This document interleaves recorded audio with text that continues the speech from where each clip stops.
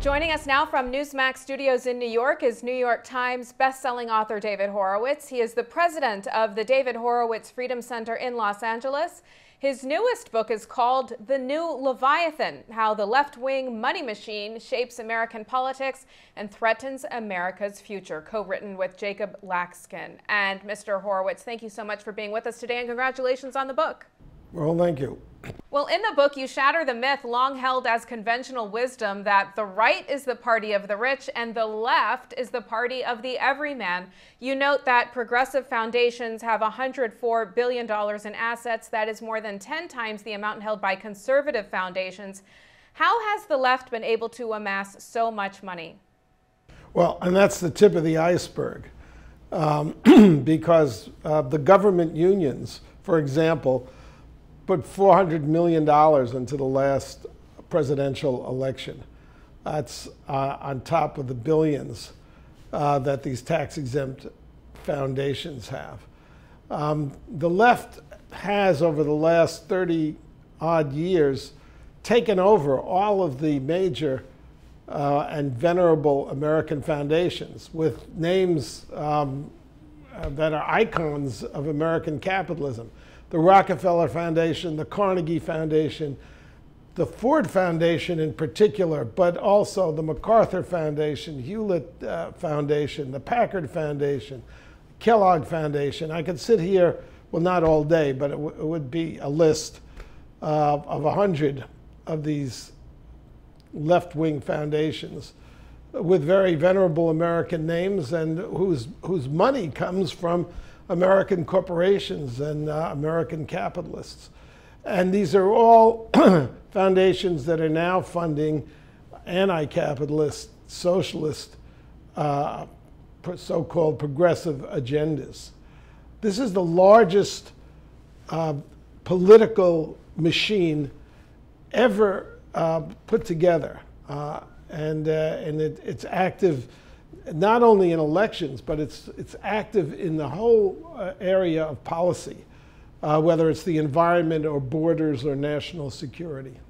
David, can you explain to us in real simple terms how this machine operates, how it works, where it gets its money from, and how the money is ultimately used to shape American politics? Well, the money comes from wealthy individuals who bequeath it or who want to avoid taxes. Some of it, like the Ford money, came from the Ford, in terms of Ford Motor Company stock. The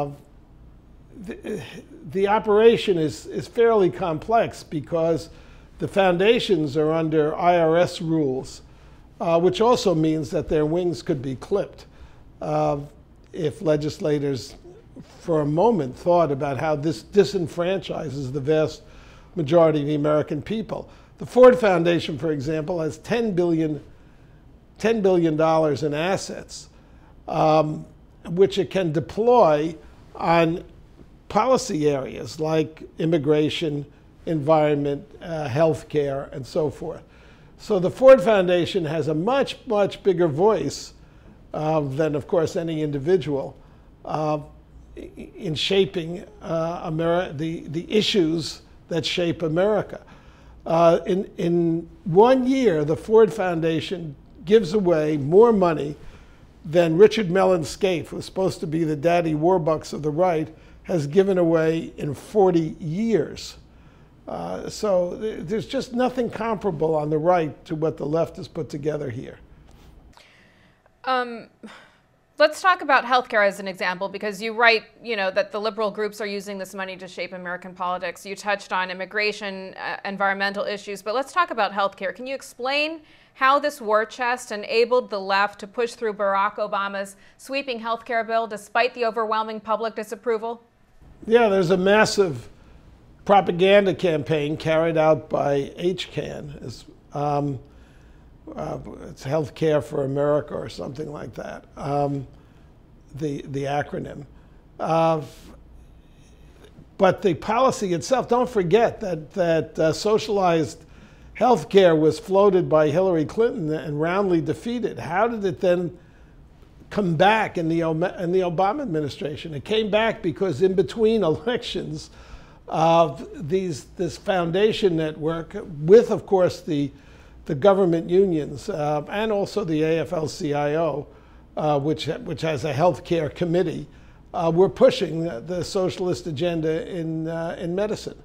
And they're backed by hundreds of millions of dollars when they do it.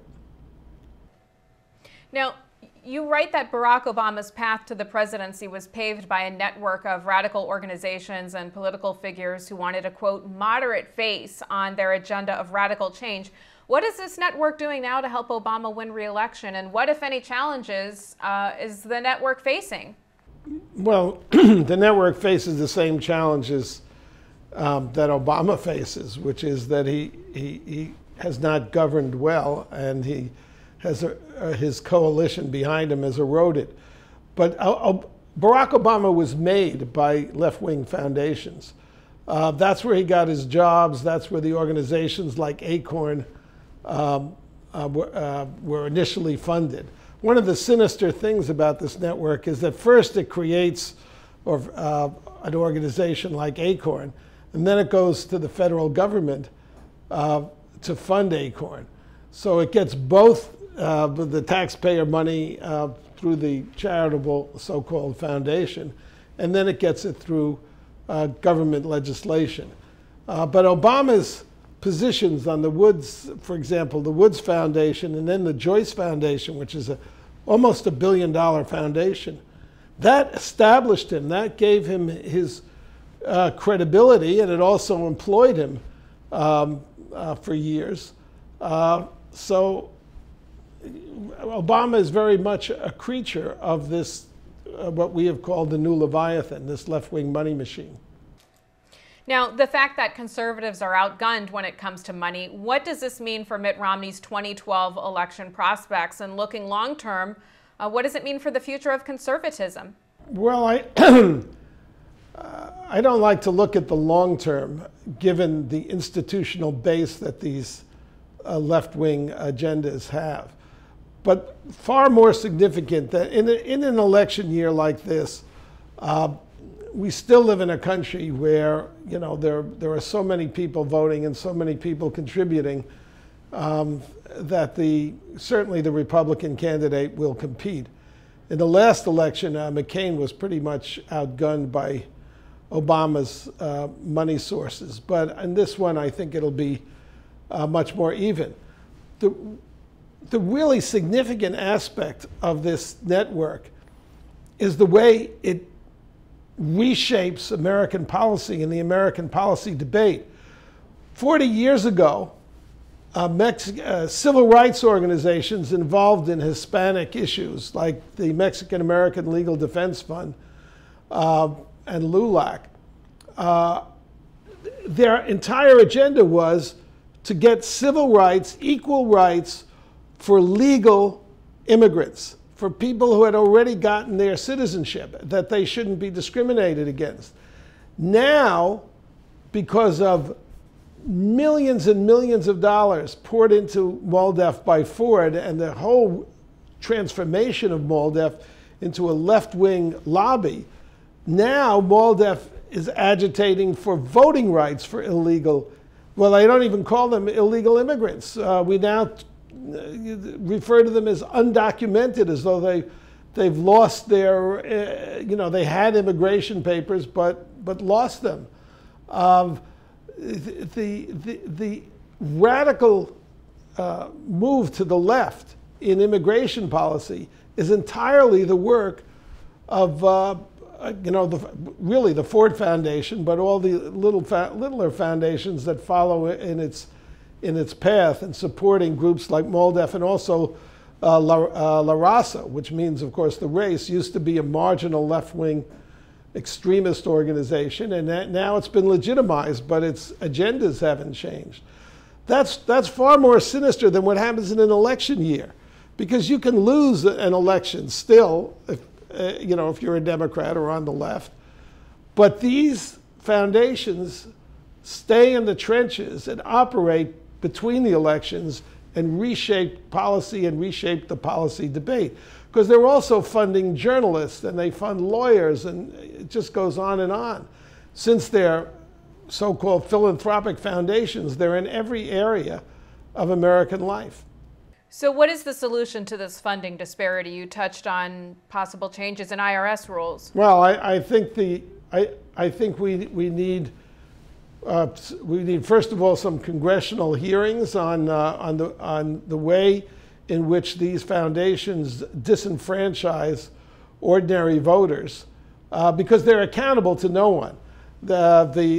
Henry Ford was a conservative.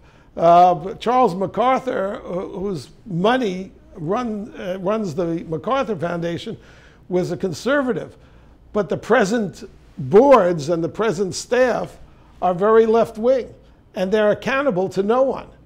So the Congress, first of all, needs to look into this situation, and then I think that the tax laws should be reformed and revised to make the definition of politics not so narrow. When you are shaping the immigration debate, that's political, even if you're not funding a particular candidate. David, Governor Scott Walker won a resounding victory in the recent recall election. Some say it is a bad omen for Mr. Obama's re-election. What is your take on that race and the impact that it has had on the political influence of big unions? Well, I think it's historic. It was a historic election.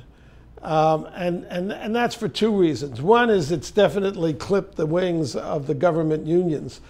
Most importantly, by stopping the government from collecting their dues and forcing people to join them. These are basically totalitarian organizations, or if you prefer, mafia-type organizations. The unions want to abolish the secret ballot in voting, whether a plant or should become unionized or not. And they wanted to have the government compel government workers to join the unions.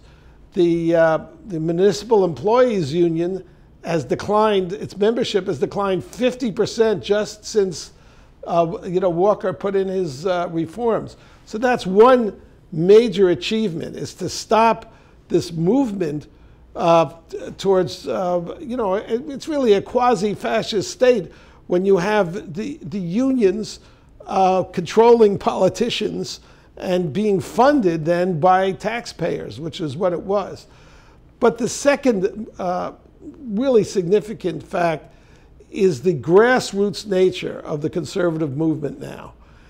This is really, the Tea Party started this, but until the appearance of the Tea Party, conservatives never had a grassroots movement that, well, they never really had a grassroots movement, let alone one that could compete with the massive organization at the grassroots of the left.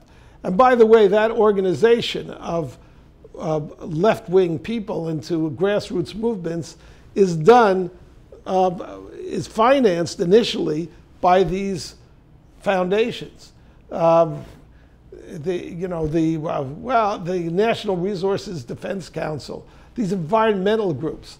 The environmental, there's something called the Blue-Green Alliance, which is an alliance between the Steelworkers Union and other, actually a whole panoply of unions, the SEIU, the government unions, and some industrial unions, and the 501c3, that is the tax-exempt foundation organizations, which are really shadow political groups operating as so-called charities.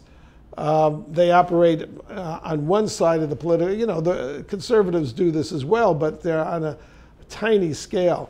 So for me, the Wisconsin election was a watershed, both in reaching out and involving so many conservative citizens who understand that their country is now at risk because of this juggernaut of the left, and also in clipping the union wings. It's going to have huge after effects. All right. Again, the book is called The New Leviathan: How the Left-Wing Money Machine Shapes American Politics and Threatens America's Future. It's available on Amazon.com and in bookstores everywhere. David Horowitz, congrats again on the book, and thanks so much for being with us. Thank you. And thank you for watching Newsmax TV.